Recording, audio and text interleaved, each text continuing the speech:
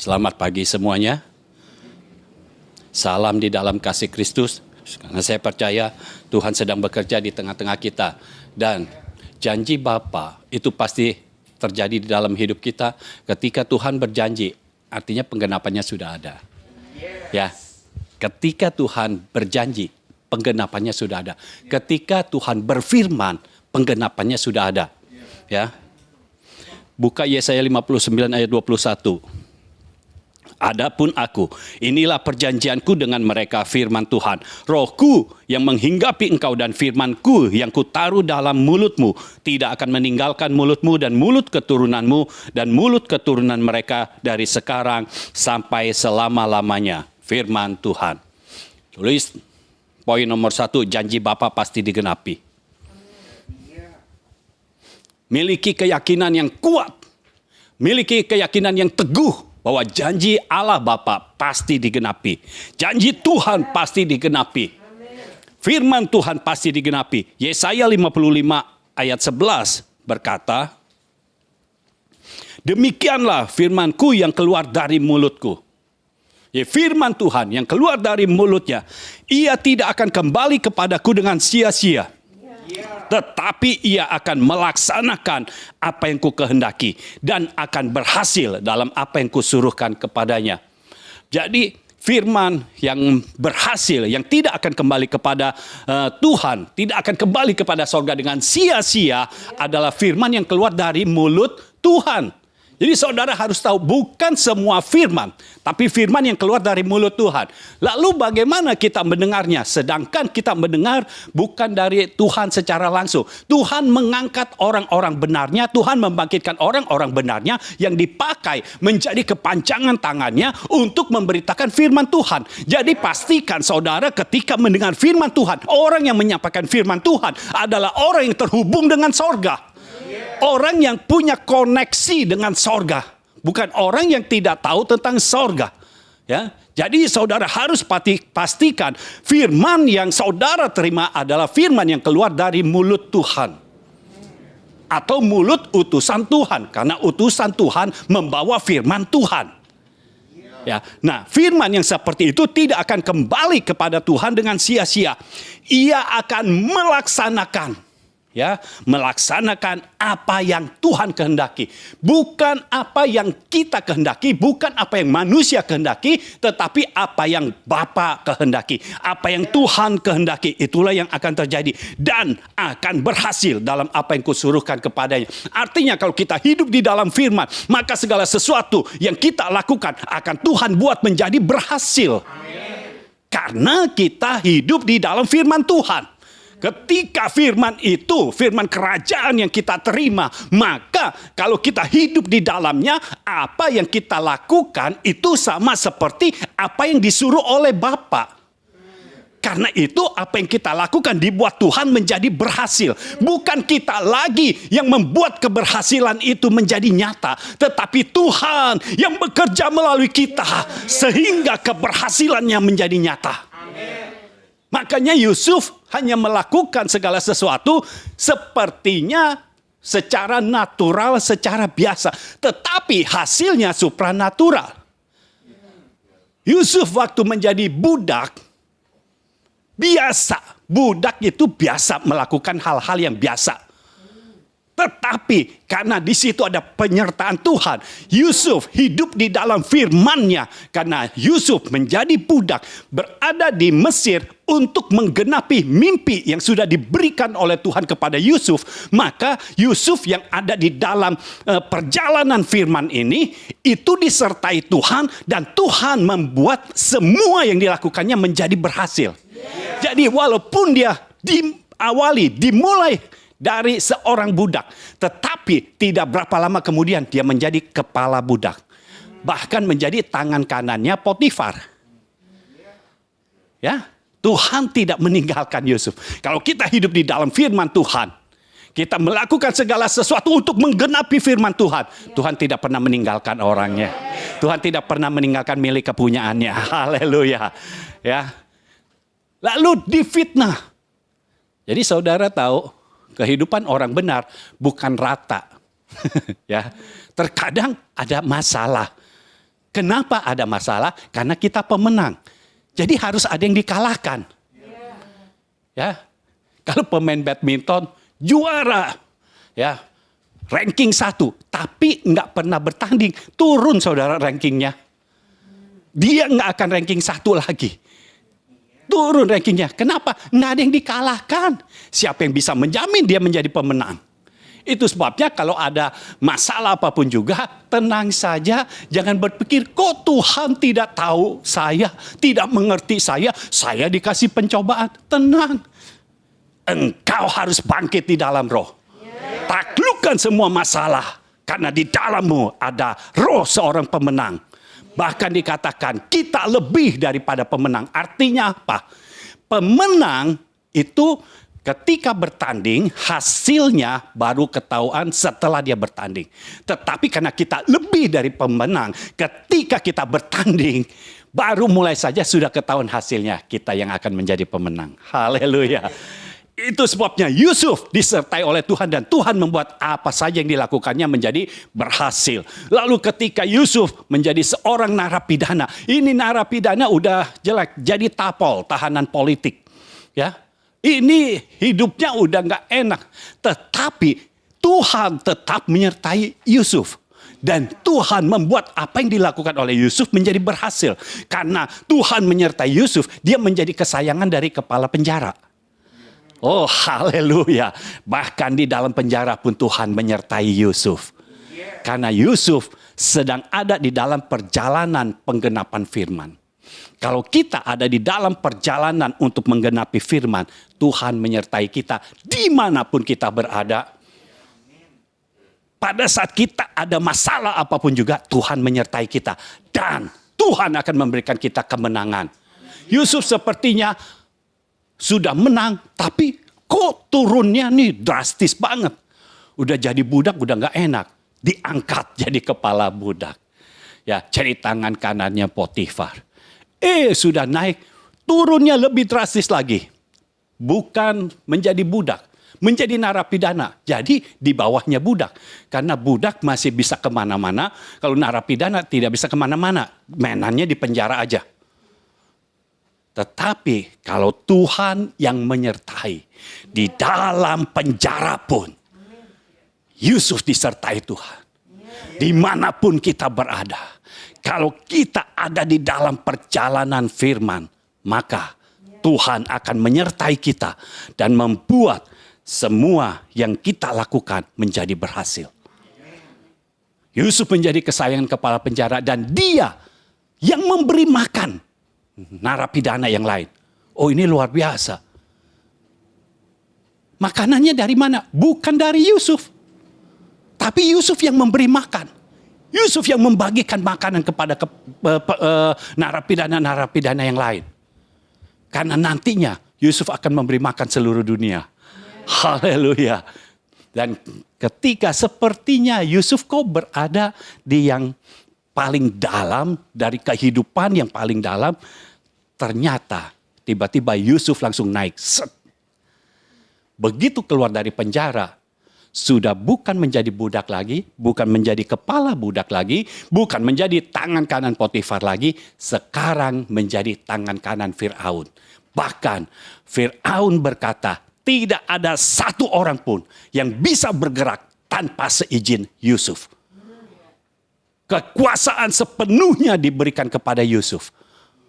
Jadi bukan tangan kanan lagi, tetapi dia yang menggantikan Firaun. Hanya secara posisi Firaun di atas dia.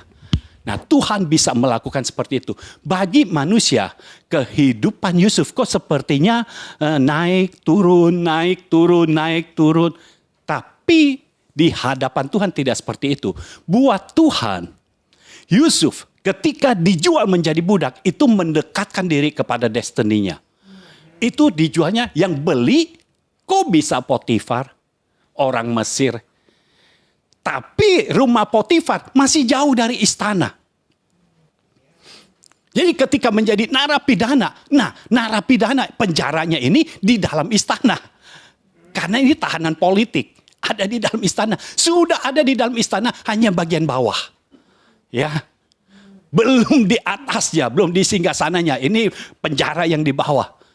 Tetapi di mata Tuhan, Tuhan sudah melihat ini makin dekat kepada singgasananya. Haleluya. Hanya tinggal masalah waktu. Yusuf perlu diproses lagi. Karena Yusuf masih ada akunya. Masih ada selfishnya. Masih apa-apa berpikir tentang dirinya sendiri. Masih mau pakai kekuatan manusia. Dengan juru minuman dia berkata, kalau engkau sudah keluar, tolong beritahu Firaun. Tolong keluarkan saya dari sini. Karena saya sebenarnya tidak berbuat salah apa-apa. Yusuf cuma mau dikeluarkan, tetapi Tuhan mau Yusuf bukan hanya dikeluarkan, tapi Yusuf dikeluarkan dan menghadap Firaun, lalu menggantikan Firaun. Jadi keinginan Tuhan itu jauh lebih besar daripada keinginan manusia. Makanya saudara bersyukur kalau Tuhan tidak mengabulkan apa yang engkau inginkan, tetapi Tuhan memberikan apa yang diinginkannya. Yusuf kalau dikabulkan keinginannya, dia akan bebas saja dan menjadi rakyat biasa. Tapi karena dia orang Israel yang ada di Mesir, dia bukan hanya rakyat biasa, tetapi dia rakyat biasa yang kelas 2. Tuhan mengangkatnya tinggi. Menjadi penguasa di negeri orang. Di negeri Mesir. Bukan di negerinya sendiri, tetapi di negeri orang. Menjadi penguasa. Apakah bagi Tuhan ada yang mustahil? Tidak ada. Bagi Tuhan tidak ada yang mustahil. Bagi manusia, kelihatannya Yusuf Kol hidupnya naik turun. Bahkan kalau sudah turun, turunnya drastis. Bagi Tuhan tidak. Periksa dalam hidupmu. Kalau engkau ada di dalam perjalanan firman, engkau naik turun hidupnya. Tuhan sedang mendekatkan engkau kepada destiny yang seharusnya. Kecuali kalau hidupmu tidak ada di dalam firman. Maka engkau sebenarnya sedang menjauhi destinimu. Sedang menjauhi rencana Tuhan yang akan diberikan Tuhan dalam hidupmu. Jadi pastikan engkau hidup di dalam firman-Nya. Karena firman Tuhan yang Bapa berikan, yang keluar dari mulut Tuhan itu pasti digenapi. Kalau kita lihat di dalam Yosua pasal yang ketiga. Yosua pasal yang ketiga.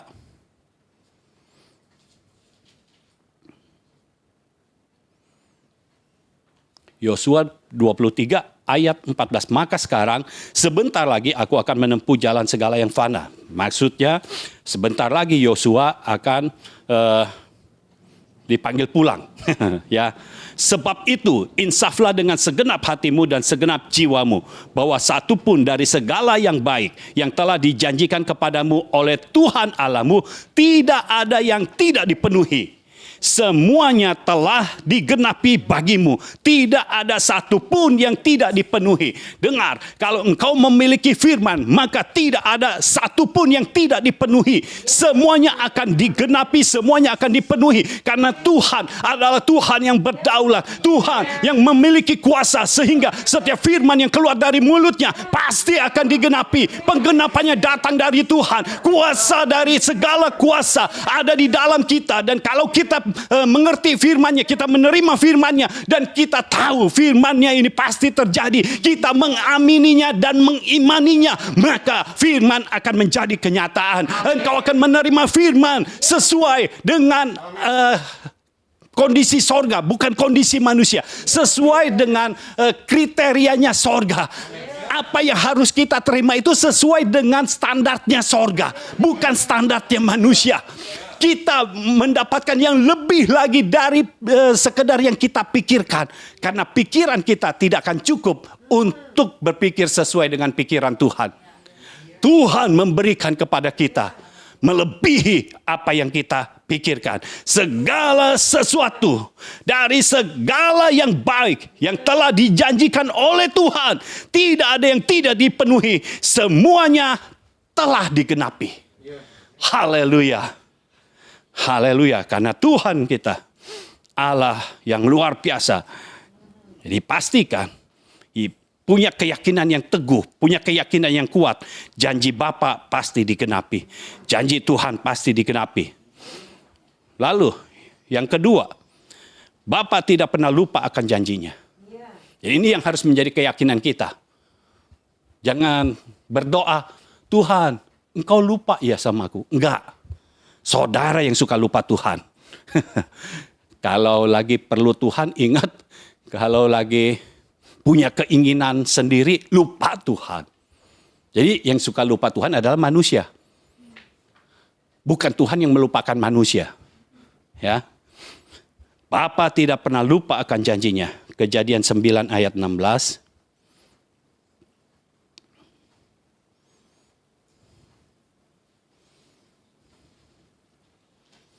Kejadian 9 ayat 16. Jika busur itu ada di awan, maka aku akan melihatnya. Sehingga aku mengingat perjanjianku yang kekal antara Allah dan segala makhluk yang hidup. Segala makhluk yang ada di bumi. Jadi kalau ada busur itu di awan, pelangi maksudnya. Kalau ada pelangi, Tuhan pasti melihatnya. Dan kalau Tuhan melihatnya, Tuhan akan mengingat perjanjiannya.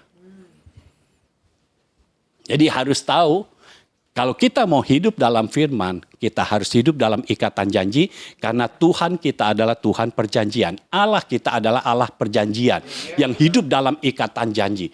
Ketika Allah menciptakan manusia, itu sudah ada hubungan ikatan janji. Apa perjanjiannya? Semua buah dalam taman ini boleh dimakan, kecuali buah tentang pengetahuan yang baik dan yang jahat. Ada perjanjian selalu. Dan ketika Adam diciptakan, ada ikatan janji dengan Tuhan. Karena setiap hari ada persekutuan antara Adam dengan Tuhan. Ya. Jadi kita harus tahu bahwa Tuhan kita, Allah kita, Bapa kita adalah Allah ikatan janji. Jadi kita harus masuk dalam hubungan ikatan janji. Sehingga kita benar-benar bisa hidup bersama-sama dengan Bapa. Kalau ada pelangi, Tuhan akan melihatnya. Bapa akan melihatnya. Dan Bapa akan mengingat. Maksudnya apa? Bapa tidak akan pernah melupakan janjinya. Kalau Tuhan sudah berjanji kepadamu, Tuhan sudah berfirman kepadamu, maka itu hanya tinggal masalah waktu. Pasti akan digenapi. Seperti Yosua berkata, semua firman, semua janji yang telah diberikan oleh Tuhan, semuanya digenapi. Tidak ada satu pun yang tidak digenapi. Oh, haleluya. Padahal kalau kita tahu, janji Tuhan itu bukan kepada Yosua. Janji Tuhan itu kepada Abraham. Tetapi bangsa Israel menerima janji itu karena Abraham adalah nenek moyangnya. Mereka adalah keturunan Abraham. Dan di dalam kitab Galatia dikatakan bahwa kita ini adalah keturunan Abraham. Sekarang ini kita adalah keturunan Abraham. Artinya janji yang untuk Abraham itu untuk kita juga. Penggenapannya yang tidak digenapi dalam hidup Abraham, digenapi dalam hidup kita. Haleluya. Jadi kalau saudara punya bapa rohani, kalau Tuhan berfirman kepada bapamu, maka janji yang kepada bapamu menjadi milikmu juga. Tetapi untuk engkau, Tuhan punya janji sendiri. Artinya janji Tuhan itu semakin banyak di dalam hidupmu. Seharusnya engkau memiliki kapasitas roh yang lebih luar biasa lagi daripada bapakmu. Karena apa? Karena engkau memiliki lebih lagi. Janjinya itu jadi 2 kali lipat. Untuk bapakmu diberikan kepada bapak, tapi diberikan juga kepadamu. Dan untuk engkau ada lagi. Tuhan kan berfirman sendiri kepadamu. Ketika engkau bersekutu dengan Tuhan, Tuhan berfirman kepadamu. Ada janji Tuhan di situ. Dan janji itu pasti digenapi. Tidak mungkin tidak. Lalu lihat. Wahyu. Wahyu pasal 4. Wahyu pasal 4 ayat yang ketiga. Dan dia yang duduk di tahta itu nampaknya bagaikan permata yaspis dan permata sardis. Dan suatu pelangi melingkungi tahta itu gilang gemilang bagaikan zamrud rupanya. Jadi saudara tahu sekarang Yesus duduk di sebelah kanan tahta Allah Bapa. ada di tahtanya. Bapa ada di tahtanya, Yesus ada di tahtanya. Dan di situ ada suatu pelangi yang melingkungi tahta itu. Kita ingat bahwa kalau Tuhan melihat pelangi, Tuhan mengingat perjanjiannya. Tuhan tidak pernah lupa janji-janjinya. Tuhan akan ingat perjanjiannya. Saudara terikat dengan hubungan ikatan janji dengan seorang bapa. Bapa melihatnya, Bapa di sorga melihatnya. Artinya engkau juga sedang membina hubungan ikatan janji dengan Bapa di sorga. Tuhan melihatnya, Bapa melihatnya dan mengingatnya. Karena Tuhan tidak pernah melupakan. Ya, ada pelangi bukan untuk mengingatkan Tuhan. Tapi ini sebagai tanda supaya saudara tahu, supaya kita semua manusia tahu bahwa Tuhan tidak pernah lupa akan janjinya. Karena Tuhan tidak pernah lupa.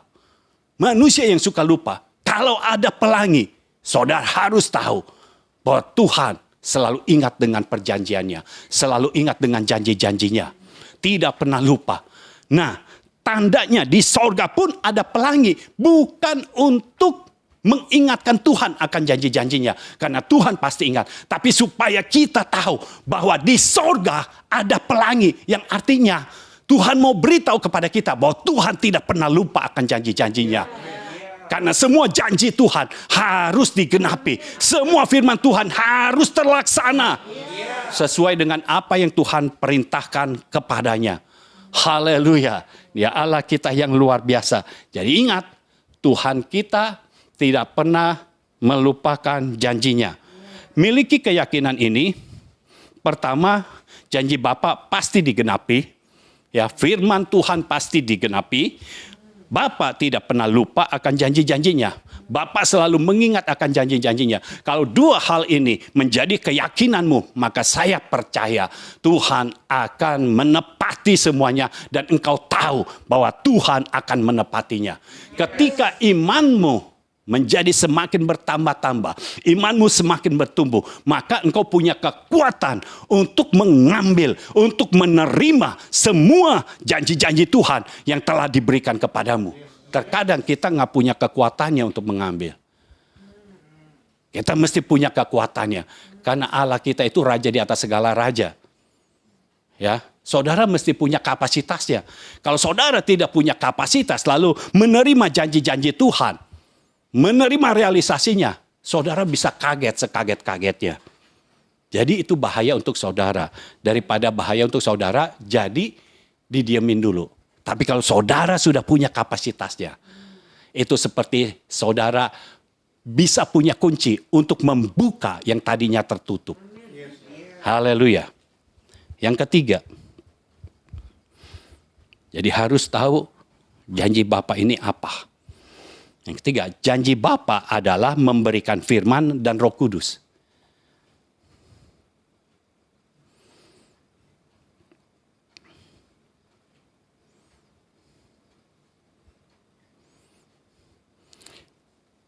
Yesaya 59 kita baca lagi. Adapun aku, inilah perjanjianku dengan mereka. Firman Tuhan. Perhatikan, inilah janji Bapa. Rohku yang menghinggapi engkau dan firmanku yang kutaruh dalam mulutmu tidak akan meninggalkan mulutmu dan mulut keturunanmu dan mulut keturunan mereka dari sekarang sampai selama-lamanya. Firman Tuhan. Jadi janji Bapa itu firman dan Roh Kudus. Mungkin saudara berpikir, ya kok firman dan Roh Kudus, saya perlunya rumah, saya perlunya mobil, saya perlunya uang untuk biaya kehidupan. Saudara, itu terlalu kecil untuk Tuhan. Kalau saudara memiliki firman dan Roh Kudus, maka itu cukup untuk membuat engkau hidup dalam kelimpahan.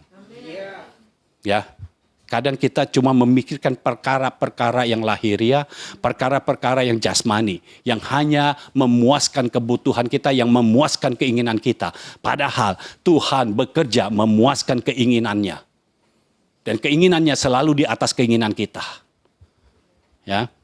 Nah, perhatikan, Bapa menjanjikan Roh Kudus yang menghinggapi kita dan firman, ya, yang ditaruh dalam mulut kita. Nah, apakah ini digenapi? Digenapi, saudara. Yohanes pasal 1, ini tentang firman terlebih dahulu. Yohanes pasal 1, kita baca Yohanes pasal 1, ayat 1 sampai ayat yang ketiga. Pada mulanya adalah firman. Firman itu bersama-sama dengan Allah, dan firman itu adalah Allah. Ia pada mulanya bersama-sama dengan Allah. Segala sesuatu dijadikan oleh Dia, dan tanpa Dia tidak ada suatu pun yang telah jadi dari segala yang telah dijadikan. Jadi firman itu pada mulanya bersama-sama dengan Allah. Dan firman itu adalah Allah. Berarti kalau kita menerima firman, di situ ada kehidupan Allah sendiri. Makanya ini sesuatu yang luar biasa. Ayat yang ketiga dikatakan segala sesuatu dijadikan oleh Dia. Dianya siapa? Firman. Segala sesuatu dijadikan oleh firman, dan tanpa firman tidak ada suatu pun yang telah jadi dari segala yang telah dijadikan. Jadi semua yang jadi karena firman. Kalau saudara mau ada perubahan di dalam keluargamu, mau ada perubahan di dalam hidupmu, engkau hanya perlu firman. Engkau tidak perlu uang. Engkau perlu firman. Dengan firman akan mengubahkan keadaan. Karena segala sesuatu dijadikan oleh Dia, oleh firman. Lalu, ayat yang ke-14. Firman itu telah menjadi manusia dan diam di antara kita, dan kita telah melihat kemuliaannya, yaitu kemuliaan yang diberikan kepadanya sebagai anak tunggal Bapa, penuh kasih karunia dan kebenaran. Jadi firman itu sekarang menjadi manusia, dan kita mengenalnya sebagai anak tunggal Bapa, dan kita tahu anak tunggal Bapa adalah Yesus Kristus. Jadi firman itu telah menjadi manusia dan diberi nama Yesus Kristus. Nah, kenapa firman itu harus menjadi manusia? Karena kita sejak lahir membawa benih Adam, benih dosa. Jadi kita sudah ada sifat dasar dosa. Nah, sifat dasar dosa ini harus dihilangkan, harus ditebus, harus disucikan. Nah, siapa yang bisa menebus? Manusia. Karena ingat, Allah tidak bisa menebus manusia. Allah tidak bisa mati soalnya. Allah tidak mungkin mati untuk menembus manusia. Tidak mungkin. Allah tidak mati. Allah hidup selama-lamanya. Jadi perlu Allah yang menjadi manusia. Yang meninggalkan kesetaraannya dengan Allah dan menjadi sama seperti manusia. Mengambil rupa manusia. Dengar, Yesus lahir ke dunia ini mengambil rupa manusia. Bukan mengambil karakternya manusia. Dia mengambil rupa manusia. Dan bukan mengambil sifat dasar dari dosa. Yang ada benih dosa. Yang ada benih Adam di dalamnya. Karena Yesus lahir ke dunia ini tanpa benih seorang laki-laki. Artinya tidak ada benih Adam, tidak ada benih dosa. Sehingga ketika Yesus lahir, maka dia lahir sebagai manusia dan meninggalkan kesetaraannya dengan Allah itu. Hidup sebagai manusia. Nah, karena Yesus menjadi manusia, maka Yesus bisa menebus. Yesus bisa mati mencurahkan darahnya untuk menjadi tebusan bagi orang-orang yang berdosa. Janji Tuhan digenapi. Tuhan berkata, Rohku yang menghinggapi engkau. Dan firman yang kutaruh dalam mulutmu. Itu janji Bapa. Dan sekarang kita melihat bahwa firman itu sudah digenapi. Firman itu telah menjadi manusia. Karena untuk menerima firman dan Roh Kudus, kita harus ditebus. Karena kalau tidak ada firman yang menjadi manusia dan Roh Kudus yang ada di dalam kita, atau yang sekarang kita kenal, di dalam kita ada Roh Kristus dan Roh Kudus. Kalau di dalam kita tidak ada Roh Kristus, tidak ada Roh Kudus, maka Alkitab tidak pernah akan tersingkap. Tapi karena Yesus sudah mati menjadi tebusan bagi semua orang, dosa yang tadinya menutupi penyingkapan firman sekarang sudah tidak ada lagi. Sekarang terjadi penyingkapan firman karena di dalam kita ada Roh Kristus, di dalam kita ada Roh Kudus. Terjadi penyingkapan firman sehingga kita menangkap isi hati Tuhan.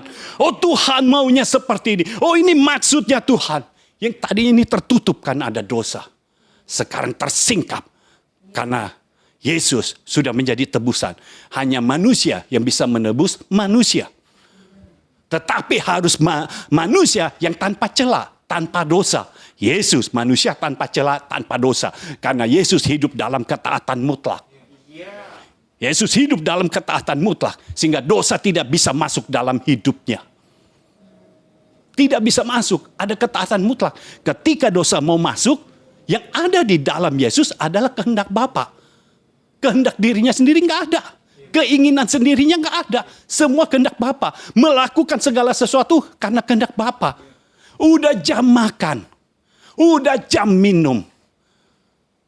Ngobrol dulu sama perempuan Samaria. Karena apa? Itu kehendak Bapa.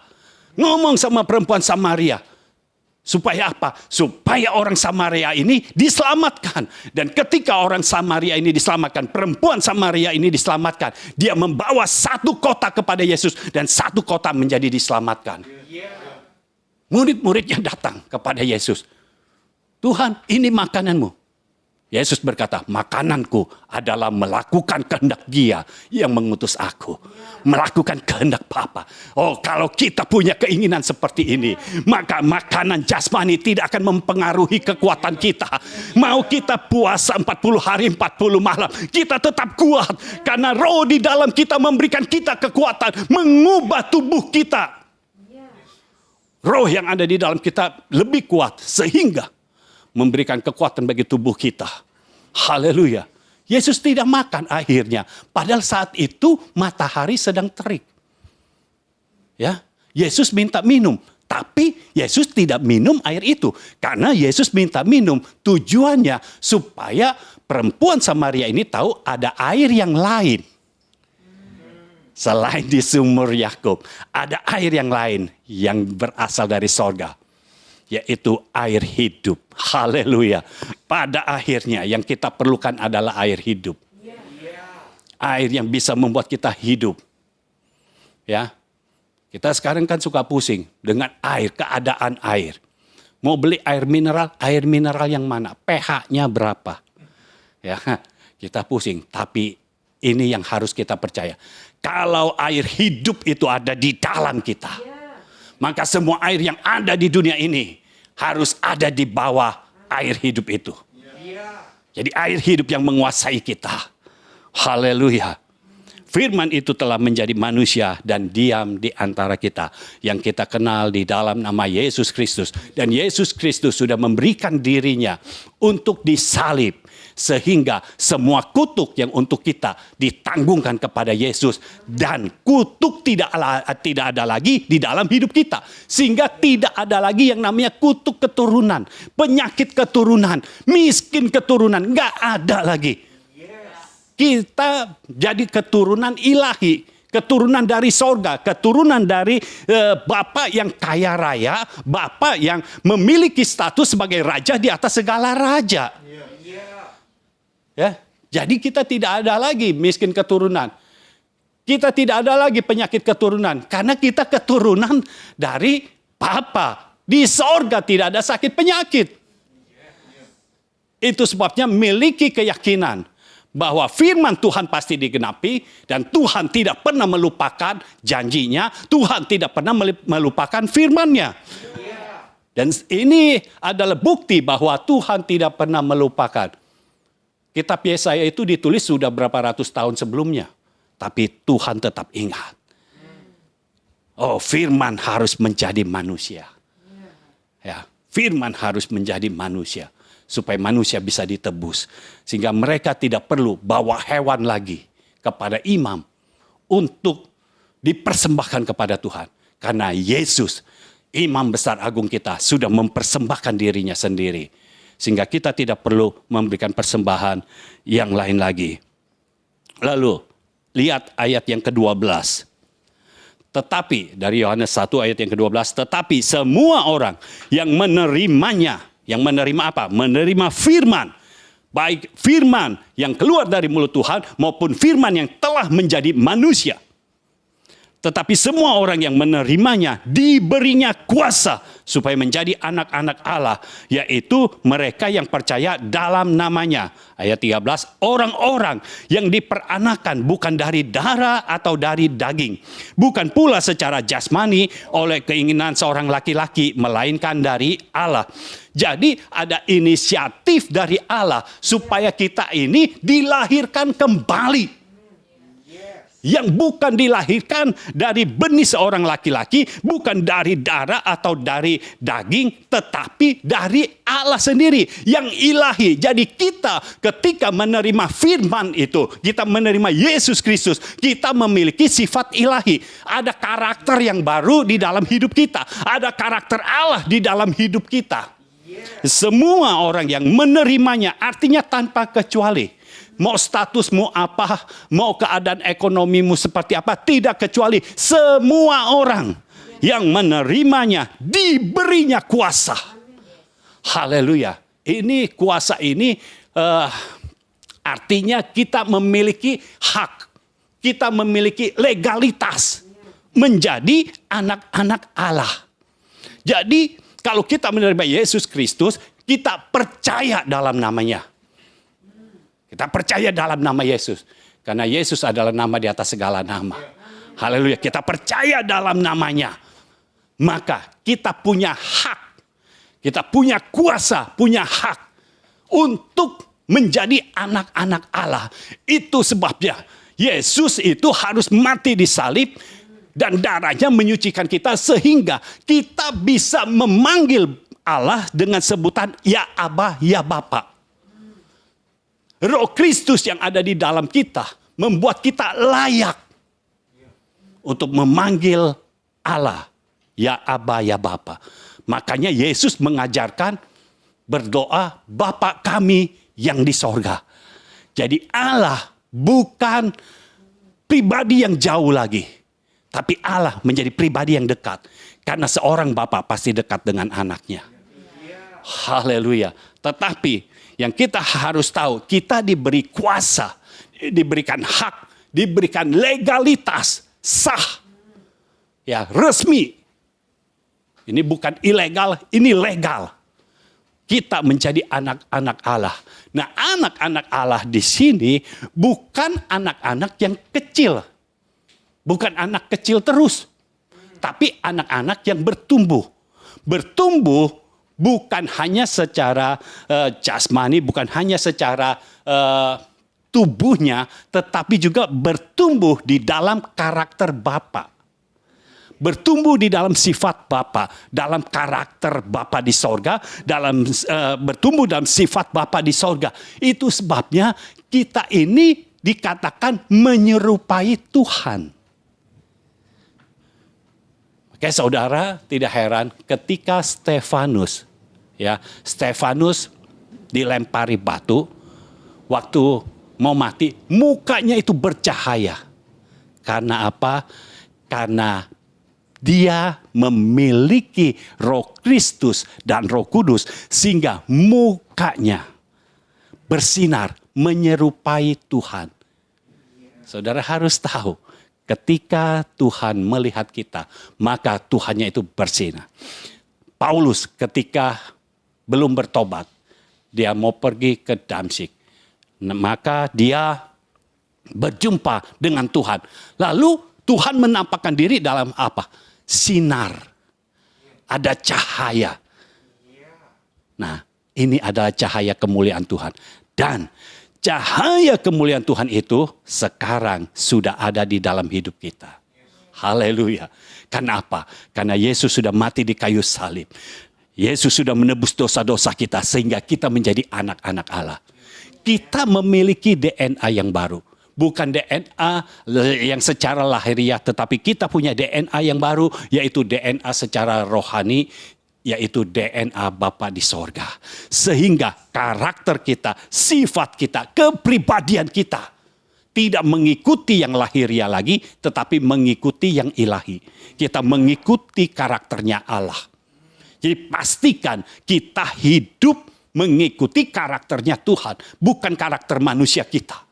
Bukan saudara yang diam, jadi pendiam. Enggak bisa. Sekarang ikuti karakternya Tuhan. Ketika Tuhan bekerja, kita bisa bersuka cita. Tidak ada orang yang bersuka cita diam-diam saja. Ya, ketika Tuhan memberikan arahan, Tuhan memberikan firman-Nya, kita bisa punya kekuatan untuk menantikan, untuk mendengarkan firman-Nya. Karena kita bukan punya karakter secara manusia lagi. Kita tidak melihat lagi secara psikologis kita ini tahannya berapa lama. Tidak, tetapi kita punya kekuatan roh yang menopang tubuh kita sehingga kita tahan, kita kuat. Ketika mendengarkan firman Tuhan, Dia Allah kita yang luar biasa. Haleluya. Janji Bapa memberikan firman sudah digenapi. Lalu mengenai Roh Kudus. Kisah Rasul 2 ayat 1 sampai 4. Kisah Rasul 2 ayat 1 sampai 4. Ketika tiba hari Pentakosta, semua orang percaya berkumpul di satu tempat. Tiba-tiba turunlah dari langit suatu bunyi seperti tiupan angin keras yang memenuhi seluruh rumah di mana mereka duduk. Dan tampaklah kepada mereka lidah-lidah seperti nyala api yang bertebaran dan hinggap pada mereka masing-masing. Maka penuhlah mereka dengan Roh Kudus. Lalu mereka mulai berkata-kata dalam bahasa-bahasa lain seperti yang diberikan oleh Roh itu kepada mereka untuk mengatakannya. Jadi, Roh Kudus dicurahkan pada saat kita memiliki Roh Kristus. Itu sebabnya Bapa memberikan firman terlebih dahulu, firman yang menjadi manusia. Karena dengan kita menerima Yesus Kristus, kita memiliki Roh Kristus, baru kita bisa menerima pencurahan Roh Kudus.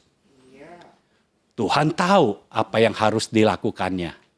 Roh Kudus dicurahkan di loteng Yerusalem pertama kali secara massal.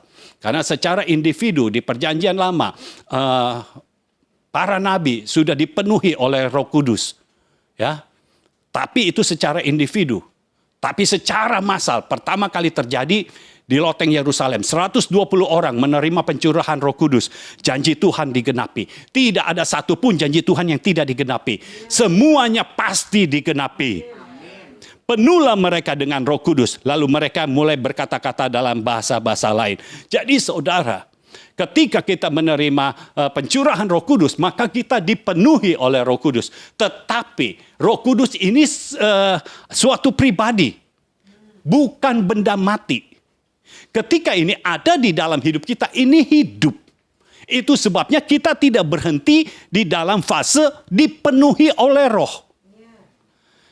Karena banyak orang sudah menerima pencurahan Roh Kudus. Sudah doa dalam bahasa roh. Tetapi kok hidupnya tidak ada perubahan. Kok kehidupannya tidak mengikuti karakter ilahi. Ingat, kita manusia diciptakan dengan free will. Ada kehendak bebas. Saudara punya kuasa untuk memilih.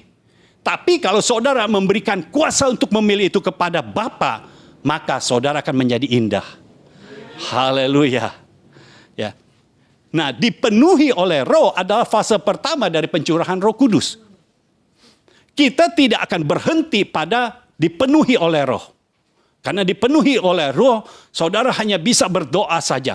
Tetapi kita harus masuk fase selanjutnya, yaitu dituntun atau dipimpin oleh Roh. Ketika kita dituntun atau dipimpin oleh Roh, maka kita melakukan segala sesuatu mengikuti tuntunan Roh, mengikuti tuntunan Tuhan di dalam roh kita. Sehingga yang kita lakukan bukan berasal dari keinginan kita lagi, tetapi berasal dari keinginan Tuhan. Kalau kita sudah hidup dipimpin atau dituntun oleh Roh, maka fase berikutnya baru kita bisa masuki, yaitu kita dikuasai oleh Roh. Haleluya. Kalau kita sudah dikuasai oleh Roh, maka hal-hal baru pasti terjadi dalam hidupmu. Ya, sama seperti Daud ketika dikuasai oleh Roh, maka hal-hal yang baru terjadi. Yang tadinya dia menjadi penggembala kambing domba, destiny yang sudah diberikan kepadanya menjadi seorang raja. Mulai ada perubahan dari dia mengembalakan kambing domba. Mulai ada perubahan. Dia mulai masuk ke istana. Dia mulai masuk ke medan peperangan. Mulai ada perubahan. Tuhan setting berbagai peristiwa. Ketika kita dikuasai oleh Roh, maka Tuhan akan membuat kita memiliki sudut pandang yang sama dengan Tuhan. Ya, sehingga yang kita lakukan udah bukan menurut pikiran kita lagi, tapi menurut pikiran Tuhan. Ya, yang kita lakukan tidak ikut-ikutan dunia ini, tapi kita ikut kepada Tuhan. Haleluya. Jadi, janji Bapa memberikan firman dan Roh Kudus itu digenapi. Haleluya. Bapa tidak pernah lupa akan janjinya, dan janji Bapa pasti digenapi.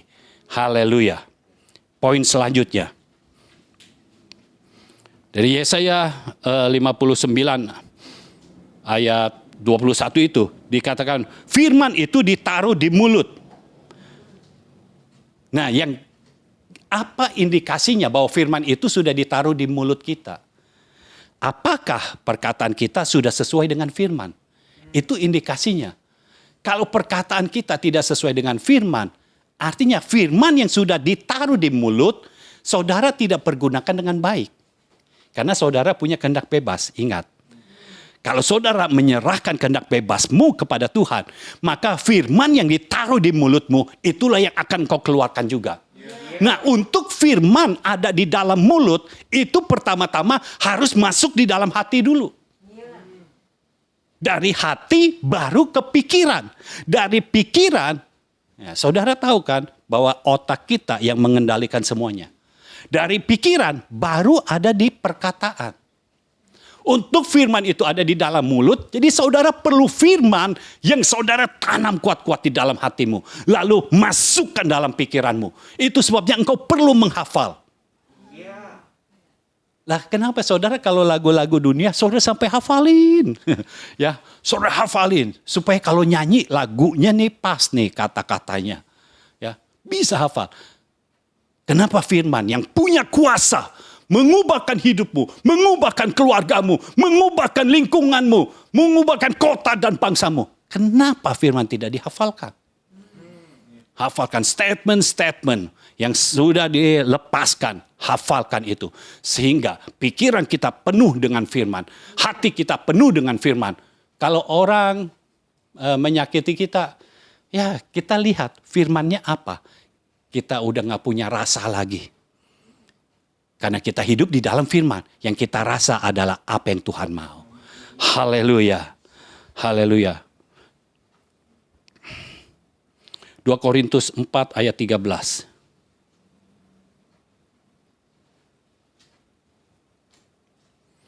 Korintus 4 ayat 13. Namun karena kami memiliki roh iman yang sama, seperti ada tertulis, aku percaya sebab itu aku berkata-kata. Maka kami juga percaya dan sebab itu kami juga berkata-kata. Nah, perkataan yang ada di mulut kita itu, kalau itu adalah firman, itu harus disertai dengan kepercayaan, dengan iman. Karena kalau kita berkata-kata tanpa ada iman, tanpa ada kepercayaan, maka kita seperti berkata-kata dengan kosong. Tapi harus ada kekuatan iman. Nah, itu dari mana iman kita terus bertumbuh? Iman timbul dari pendengaran akan firman. Ingat, firman yang keluar dari mulut Allah. Ya, nah kita harus berendam di dalam firman, lalu kita harus berendam di dalam rohnya sampai kita dikuasai oleh Roh Kudus. Maka ketika kita mendeklarasikan firman, maka kekuatan roh akan membuat firman yang kita lepaskan itu menjadi kenyataan. Haleluya. Tuhan memberikan yang terbaik, yang paling baik yang ada di sorga kepada kita. Lalu kenapa kita takut akan kebutuhan? Kalau yang terbaik saja diberikan oleh Bapa kepada kita, masa iya hanya sekedar kebutuhan tidak akan dipenuhi? Yang penting kita hidup sesuai dengan standar sorga. Haleluya. Yang kelima, tadi yang keempat, firman ditaruh di mulut. Jadi indikasinya saudara bisa catat apakah perkataan kita sudah sesuai dengan firman. Sekarang yang kelima, tentang Roh Kudus. Roh Kudus itu menghinggapi.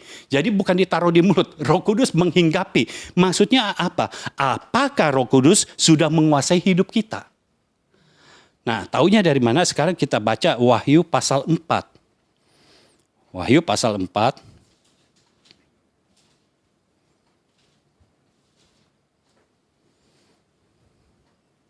ayat yang ke-1. Kemudian daripada itu, aku melihat sesungguhnya sebuah pintu terbuka di sorga dan suara yang dahulu yang telah kudengar berkata kepadaku seperti bunyi sangkakala, katanya, naiklah kemari dan aku akan menunjukkan kepadamu apa yang harus terjadi sesudah ini.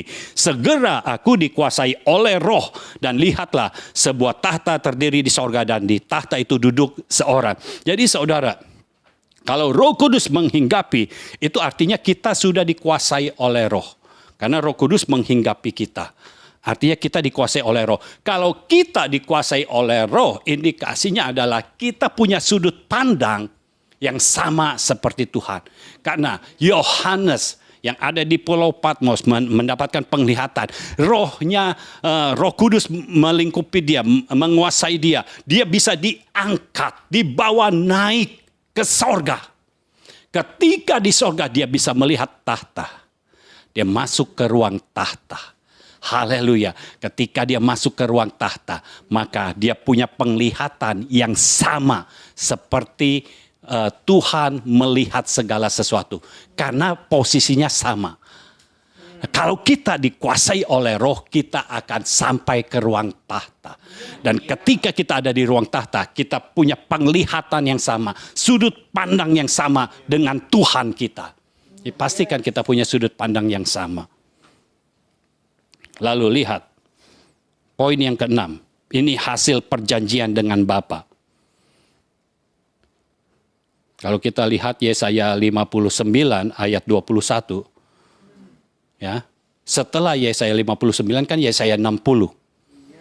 Jadi sebelum Yesaya 60 itu terjadi, Yesaya 59 ayat 21 ini harus terjadi dalam hidup kita dulu. Firman dan Roh harus ada di dalam kita. Sampai firman itu ada di dalam mulut, sampai Roh Kudus menguasai kita. Maka Yesaya pasal 60 akan menjadi milik kita. Nah, lihat ayat 1 dan ayat 2-nya. Bangkitlah menjadi teranglah, sebab terangmu datang dan kemuliaan Tuhan terbit atasmu. Sebab sesungguhnya kegelapan menutupi bumi dan kekelaman menutupi bangsa-bangsa. Tetapi terang Tuhan terbit atasmu dan kemuliaannya menjadi nyata atasmu. Haleluya. Kalau saudara lihat di dalam kitab Kejadian pasal 1, mulai ayat 1. Pada mulanya Allah menciptakan langit dan bumi. Lalu ayat yang kedua, bumi belum berbentuk dan kosong. Gelap gulita menutupi samudra raya dan Roh Allah melayang-layang di atas permukaan air. Kalau kita lihat dari Yesaya 60, di situ dikatakan sebab sesungguhnya, ayat yang kedua, kegelapan menutupi bumi. Di dalam Kejadian pasal 1 ayat yang kedua, itu kegelapan menutupi bumi. Dan kekelaman menutupi bangsa-bangsa. Nah, bagaimana caranya kegelapan itu bisa hilang? Kekelaman itu bisa hilang. Dalam kitab Kejadian, dikatakan pertama, Roh Allah melayang-layang di atas permukaan air. Nah, kalau kita dikuasai oleh Roh, maka di dalam kegelapan bangsa-bangsa, di dalam kekelaman bangsa-bangsa, maka roh kita yang dikuasai oleh Roh Kudus akan ada di bangsa kita. Melayang-layang. Nah, kenapa di dalam Kejadian pasal 1 ayat yang kedua, itu Roh Allah melayang-layang saja. Tidak melakukan apa-apa. Karena apa? Belum ada firman-Nya. Tetapi ketika firman ada, Roh Kudus bertindak. Karena ayat ketiga berkata, berfirmanlah Allah, jadilah terang, lalu terang itu jadi. Kalau saudara baca di dalam Alkitab bahasa Inggris, and God said, yang ayat yang ketiga, let there be light. Ya, jadilah terang. And there was light. Terang itu sudah jadi. Terang itu sudah ada. Jadi terang itu bukan terjadi. Setelah berfirman, terang, jadilah terang. Terus baru terang itu jadi. Terang itu sudah ada. Karena Tuhan, Allah kita, tidak dibatasi oleh waktu. Sebelum kita memperkatakannya, itu sudah ada. Kalau kita dikuasai oleh roh, di dalam kita penuh dengan firman, sebelum kita mengatakannya, itu sudah ada. Jadi terang itu sudah ada. Bukannya terang itu baru jadi. Tapi sudah ada. Nah, di dalam Yesaya 60, di situ dikatakan, ayat yang ke-1, bangkitlah menjadi teranglah. Karena terang yang tadinya Tuhan ciptakan untuk mengalahkan kegelapan. Kegelapan, kenapa bumi belum berbentuk dan kosong? Kegelapan ada di situ karena Lucifer dibuang ke bumi. Terjadi kegelapan karena dia raja kegelapan. Nah, sekarang kalau kegelapan ada di bangsa-bangsa, Roh Kudus yang ada di dalam kita itu akan bekerja. Tetapi harus ada firman yang membuat itu jadi. Itu sebabnya firman Tuhan katakan, Yesus berkata, kamu adalah terang dunia.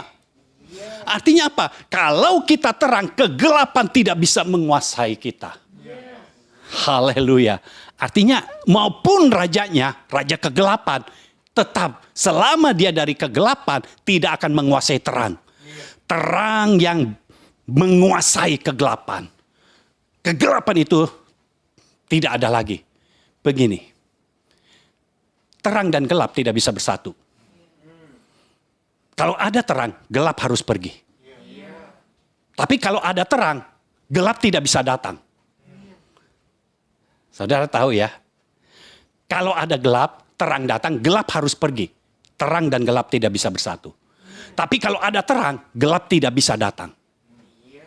Tidak ada lagi terang, gelap datang. Nggak bisa. Terang yang datang. Nah, kita sekarang yang menjadi terangnya. Firman yang berkata, jadilah terang. Sekarang itu menjadi kita terangnya. Haleluya. Kita yang akan mengubahkan bangsa-bangsa yang hidup dalam kegelapan, yang hidup dalam kekelaman. Kita yang akan mengubahkan. Dan ketika kita sudah menjadi terang, maka ayat yang ketiga dan selanjutnya itu menjadi milikmu. Kalau Roh Kudus, firman ada di dalammu, maka semua janji ini akan menjadi milikmu. Itu sebabnya Tuhan tidak pernah menjanjikan harta benda. Malah kalau orang-orang mencari semua kebutuhan, Yesus berkata, carilah dahulu kerajaan Allah dan kebenarannya. Karena Yesus tahu, Tuhan tahu, yang kita perlukan adalah kerajaan Allah. Yang kita perlukan adalah sorga. Yang kita perlukan adalah Tuhan pemilik kerajaan sorga. Karena kalau kita mencari kerajaan Allah dan kebenarannya, maka semuanya itu akan mengikuti kita. Kita bukan mencari kebutuhan kita. Kita bukan mencari pemenuhan kebutuhan kita. Tetapi semua berkat untuk kebutuhan kita, itu yang mendatangi kita. Karena Tuhan yang bekerja di dalam kita. Haleluya. Angkat tanganmu.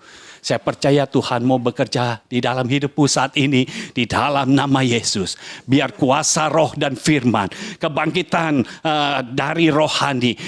Untuk firman dan roh terjadi dalam hidupmu. Engkau menjadi agen perubahan. Engkau menjadi agen perubahan sorga. Di dalam lingkunganmu. Dimanapun engkau berada. Baik di rumah. Baik di kantor. Baik di tempat usahamu. Baik di kampus. Baik di sekolah. Oh, di dalam nama Yesus. Aku percaya Tuhan yang menempatkan engkau sudah menjadikan engkau terang bagi bangsa-bangsa. Engkau tidak lagi dikuasai oleh kegelapan, tetapi engkau dikuasai oleh terang. Engkau adalah terang yang menjadi kepanjangan tangan Tuhan. Tuhan, kami mengucap syukur. Bapa, kami bersyukur untuk firman-Mu yang Kau berikan kepada kami. Kami memberikan segala kemuliaan hanya kepada-Mu saja. Di dalam nama Tuhan Yesus Kristus. Amin. Amin. Amin.